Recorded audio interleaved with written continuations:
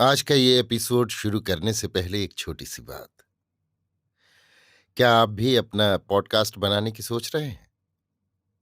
तो anchor try कीजिए। ये पॉडकास्ट बनाने का सबसे आसान तरीका है। नंबर 1, ये फ्री है। नंबर 2, इसमें कई सारे ऐसे टूल्स हैं जो आपको अपने फोन और कंप्यूटर पर रिकॉर्ड और एडिट करने की फैसिलिटी देते हैं। नंबर 3, आप अपने पॉडकास्ट को डिस्ट्रीब्यूट भी कर सकते हैं, जिससे इसे स्पॉटिफाई और दूसरे प्लेटफॉर्म पर सुना जा सके। तो डाउनलोड कीजिए फ्री एंकर ऐप या विजिट कीजिए anchor.fm पर अपना पॉडकास्ट स्टार्ट करने के लिए। ये तो थी एक छोटी सी जानकारी, और अब शुरू करते हैं एपिसोड का सिलसिला। तो आज के एपिसोड में लीजिए सुनिए मुंशी प्रेमचंद के लिखे उपन्यास प्रेमा के 12वें भाग को मेरी यानी समीर गोस्वामी की आवाज में। इस भाग का शीर्षक है एक स्त्री के 2 पुरुष नहीं हो सकते। प्रेमा का ब्याह हुए 2 महीने से अधिक बीत चुके हैं, मगर अभी तक उसकी अवस्था वही है जो कुंवारेपन में थी। वो हरदम उदास और मलिन रहती है। उसका मुख पीला पड़ गया, आंखें बैठी हुई, सिर के बाल बिखरे। उसके दिल में अभी तक बाबू अमृत राय की मोहब्बत बनी हुई है। उनकी मूर्ति हरदम उसकी आंखों के सामने नाचा करती है। वो बहुत चाहती है कि उनकी सूरत हृदय से निकाल दे, मगर उसका कुछ बस नहीं चलता। यद्यपि बाबू दाननाथ उससे सच्चा प्रेम रखते हैं और बड़े सुंदर हंसमुख मिलनसार मनुष्य हैं, मगर प्रेमा का दिल उनसे नहीं मिलता। वो उनसे प्रेम भाव दिखाने में कोई बात उठा नहीं रखती। जब वो मौजूद होते हैं तो वो हंसती भी है, बातचीत भी करती है, प्रेम भी जताती है, मगर जब वो चले जाते हैं तब उसके मुख पर फिर उदासी छा जाती है। उसकी सूरत फिर वियोगनी की सी हो जाती है। अपने मैके में उसे रोने की कोई रोक टोक न थी। जब चाहती और जब तक चाहती रोया करती थी, मगर यहाँ रो भी नहीं सकती या रोती भी तो छिपकर। उसकी बूढ़ी सास उसे पान की तरह फेरा करती है, केवल इसलिए नहीं कि वो उससे प्रेम करती या उसका दबाव मानती है, बल्कि इसलिए कि वो अपने साथ बहुत सा दहेज लाई है। उसने सारी गृहस्थी पतोहू के ऊपर छोड़ रखी है और हरदम ईश्वर से विनय किया करती है कि पोता खिलाने के दिन जल्द आए। बेचारी प्रेमा की अवस्था बहुत ही शोचनीय और करुणा की योग्य है। वो हंसती है तो उसकी हंसी में रोना मिला होता है। वो बातचीत करती है तो ऐसा जान पड़ता है कि अपने दुख की कहानी कह रही है। बनाव सिंगार में उसकी तनिक भी रुचि नहीं है। अगर कभी सास के कहने सुनने से कुछ सजावट करती भी है तो उन पर अपनी उदासी नहीं खुलने देती। ऐसा मालूम होता है कि इसकी कोमल गात में जो मोहनी थी वो रूठकर कहीं और चली गई। वो बहुधा अपने ही कमरे में बैठी रहती है। हाँ, कभी कभी गाकर दिल बहलाती है, मगर उसका गाना इसलिए नहीं होता कि उससे चित्त को आनंद प्राप्त हो, बल्कि वो मधुर स्वरों में विलाप और विषाद के राग गाया करती है। बाबू दाननाथ इतना तो शादी करने के पहले ही जानते थे कि प्रेमा अमृत राय पर जान देती है, मगर उन्होंने समझा था कि उसकी प्रीत साधारण होगी।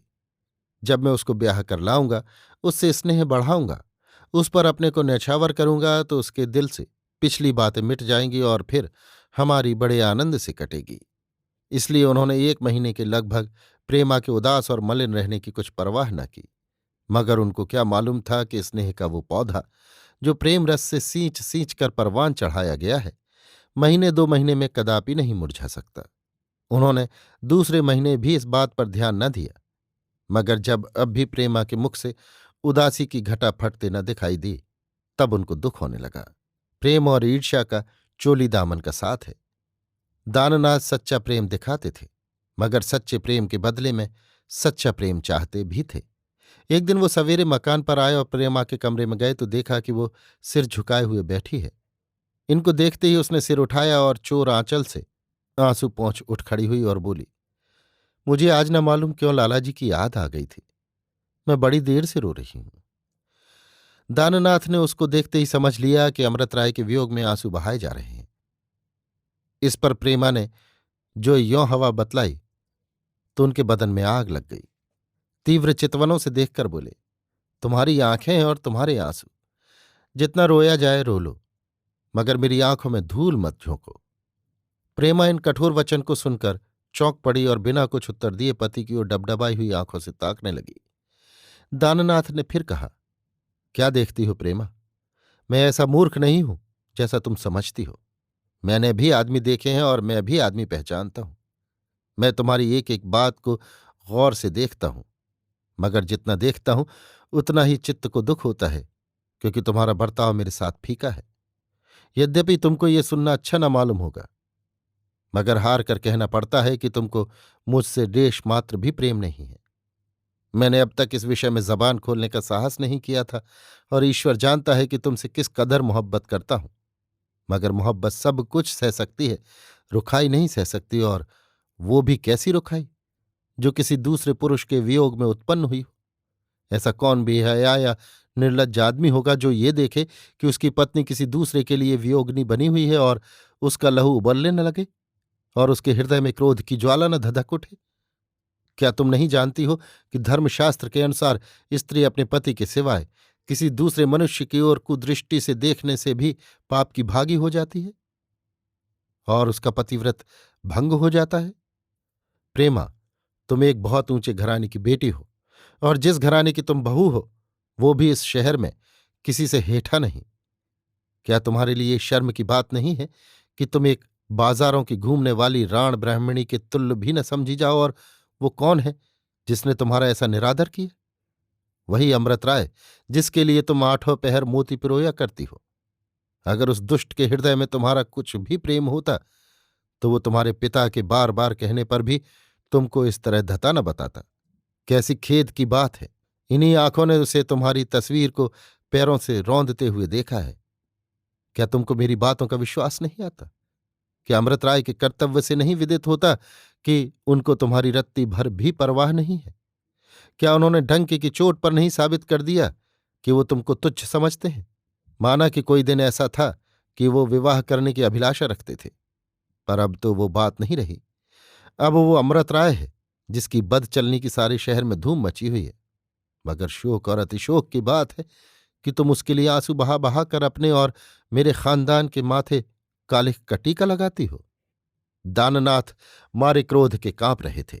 चेहरा तमतमाया हुआ था, आंखों से चिंगारी निकल रही थी।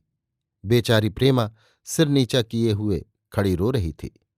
पति की एक एक बात उसके कलेजे के पार हुई जाती थी। आखिर ना रहा गया, दाननाथ के पैरों पर गिर पड़ी और उन्हें गरम गरम आंसू की बूंदों से भुगो दिया। दाननाथ ने पैर खिसका लिए, प्रेमा को चारपाई पर बैठा दिया और बोले, प्रेमा, रो मत। तुम्हारे रोने से मेरे दिल पर चोट लगती है। मैं तुमको रुलाना नहीं चाहता, परंतु उन बातों को कहे बिना रह भी नहीं सकता। अगर ये दिल में रह गई तो नतीजा बुरा पैदा करेगी। कान खोलकर सुनो, मैं तुमको प्राण से अधिक प्यार करता हूं, तुमको आराम पहुंचाने के लिए हाजिर हूं, मगर तुमको सिवाय अपने किसी दूसरे का ख्याल करते नहीं देख सकता। अब तक न जाने कैसे कैसे मैंने दिल को समझाया, मगर अब मेरे बस का नहीं। अब ये जलन नहीं सह सकता। मैं तुमको चेताए देता हूं कि ये रोना धोना छोड़ो। यदि इस चेताने पर भी तुम मेरी बात न मानो तो फिर मुझे दोष मत देना। बस इतना कहे देता हूं कि स्त्री के दो पति कदापि जीते नहीं रह सकते। ये कहते हुए बाबू दाननाथ क्रोध में भरे बाहर चले आए। बेचारी प्रेमा को ऐसा मालूम हुआ कि मानो किसी ने कलेजे में छुरी मार दी। उसको आज तक किसी ने भूल कर भी कड़ी बात नहीं सुनाई थी। उसकी भावच कभी कभी ताने दिया करती थी, मगर वो ऐसे न होते थे। वो घंटों रोती रही। इसके बाद उसने पति की सारी बातों पर विचार करना शुरू किया और उसके कानों में ये शब्द गूंजने लगे, एक स्त्री के दो पति कदापि जीते नहीं रह सकते। इनका क्या मतलब है? अभी आप सुन रहे थे मुंशी प्रेमचंद के लिखे उपन्यास प्रेमा के 12वें भाग को मेरी यानी समीर गोस्वामी की आवाज में। इस भाग का शीर्षक था एक स्त्री के दो पुरुष नहीं हो सकते।